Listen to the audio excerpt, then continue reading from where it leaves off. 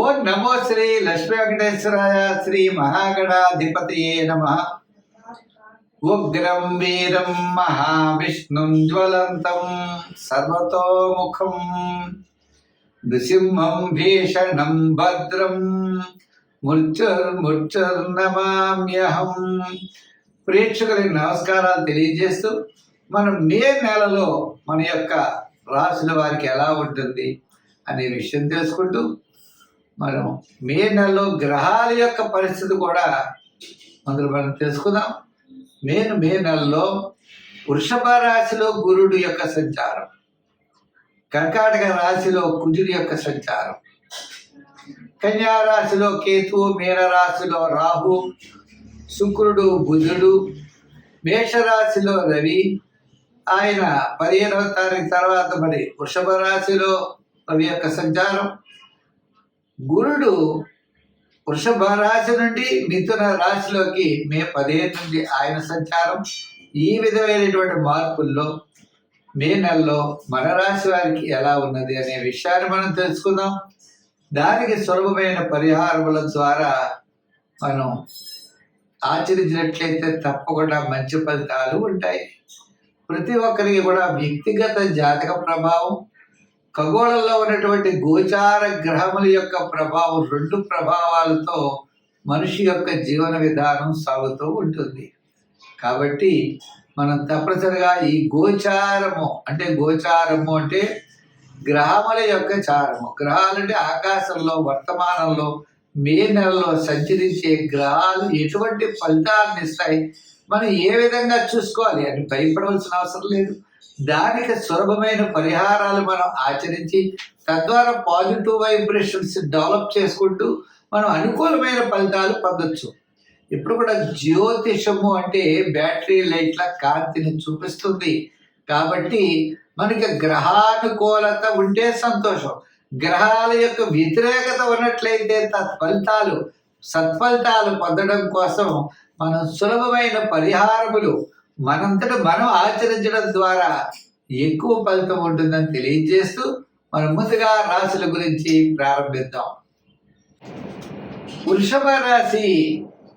ఈ వృషభ రాశి వారికి అదృష్ట యోగం కలిసి వస్తుంది. చాలా అనుకూలమైనటువంటి ఫలితాలు పొందబోతున్నారు. మరి వీరికి శని దశమ స్థాన సంచారం, గురుడు కూడా మంచి యోగంలో ఉన్నాడు, ద్వితీయ స్థాన సంచారంలోకి రాబోతున్నాడు మే 15 నుంచి. ఇంకా చూసుకోండి, అనుకునేటువంటి పనులన్నీ కూడా దిగ్విజయంగా పూర్తి చేయగలుగుతారు. బంధుమిత్రుల యొక్క సహాయ సహకారాలు లభిస్తాయి. ఉద్యోగంలో చక్కని అభివృద్ధి. ఇదివరకు తిట్టిన వాళ్ళే రండి అంటారు. మీరు కోరుకునే చోట స్థాన చలన అవకాశాలు, ఆర్థిక పరిస్థితి డెవలప్మెంట్స్, వివాహాది, ముఖ్యమైనటువంటి శుభ కార్యక్రమాలన్నీ కూడా దిగ్విజయంగా పూర్తి చేయగలుగుతారు. పిల్లల యొక్క వివాహాది ప్రయత్నాలు అవ్వచ్చు, లేదా ఎవరైనా పెళ్లి కానటువంటి అబ్బాయిలకి వారికి కూడా వివాహం జరుగుతుంది. మరి మే 15 వరకు మిశ్రమైనటువంటి ఫలితాలున్న మే 15 నుంచి మే నెలాఖరు వరకు శుభరూపమైనటువంటి ఫలితాలు ఉంటాయి. వృత్తిలో, ఉద్యోగంలో, వ్యవహారంలో, వ్యాపారంలో డెవలప్మెంట్స్ తప్పనిసరిగా కనపడతాయి. రియల్ ఎస్టేట్ బిజినెస్ వారికి మీకు క్రమేపీ కూడా అనుకూలమైన పవనాలు వేస్తాయి. అదేవిధంగా మరి షేర్స్ వారికి ఆర్థిక పరమైనటువంటి ఇబ్బందులు తగ్గుతాయి. వ్యాపారంలో క్రమేపీ వ్యాపార అభివృద్ధి కనబడుతుంది. ఈ విధంగా పబ్లిక్ రిలేషన్స్ పెరుగుతాయి. ఆర్థిక వ్యవస్థలో మెరుగుదల కనబడుతుంది. రుణ బాధలు క్రమేపీ తగ్గుముఖం పడతాయి. విద్యార్థుల యొక్క డెవలప్మెంట్స్, మహిళలు కూడా అన్నింటా విజయాన్ని సాధించగలుగుతారు.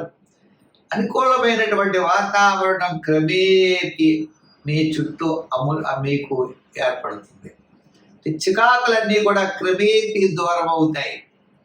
ఈ విధమైన డెవలప్మెంట్స్లో ఒక ప్లాట్ కొనుక్కోవాలన్నా, ఒక సైట్ కొనాలన్నా మీ యొక్క ప్రయత్నాలు ముందుకు జరుగుతాయి. అందుచేత మే 15వ తారీఖు వరకు సామాన్యమైన ఫలితాలు, మే 15 తర్వాత అనుకూలమైన ఫలితాలు ఉన్నాయి. అయితే మరి ఇంకా అనుకూలంగా ఉండాలంటే ఏం చేయాలి అంటే, మనకి సంఖ్యల్లో ఎక్కువగా 6 రంగుల్లో తెలుపు వాడండి. ఆరాధనలో అమ్మవారి యొక్క ఆరాధన చేయండి. పార్వతీ పరమేశ్వరులు కలిగిన చోటుకెళ్ళి అక్కడికి వెళ్ళి కుంకుమ పూజ చేయించండి. శుక్రవారం, మంగళవారం కాకుండా శుక్రవారం నాడు అమ్మవారికి కుంకుమ పూజ చేయించి ఆ కుంకుమ తెచ్చుకుని ప్రతిరోజు ధరించండి. అదేవిధంగా చిత్రాన్నము అంటే పులిహార అంటారు. ఈ చిత్రాన్నాన్ని ప్రతి శుక్రవారం అమ్మవారికి నైవేద్యం పెట్టండి. మీ యొక్క కష్టాలన్నీ కూడా చాలా దూరం అవుతాయి. స్వస్తి. మీనరాశి. ఈ మీనరాశి వారికి మనం చూసినట్లయితే తప్పనిసరిగా మరి తృతీయంలో ఉన్న గురుడు చతుర్థ స్థాన సంచారం, ఆల్రెడీ రాశిలోనే శని, గ్రహాలన్నీ కూడా మిశ్రమైనటువంటి ఫలితాలు కనబడుతున్నాయి. అయితే ఆత్మస్థైర్యం కొంతలో కొంత మే 15 నుంచి మే నెలాఖరు వరకు అనుకూలమైన ఫలితాలు ఉంటాయి. కుటుంబార్థిక సంతానపరమైన వ్యవహారాలు, ఆత్మవిశ్వాసం, దృఢమైన విశ్వాసంతో ముందుకు వెళతారు. సూర్య భగవానుడు మే 15 తర్వాత మేషం నుండి వృషభ రాశి సంచారమే దీనికి ముఖ్య కారణం.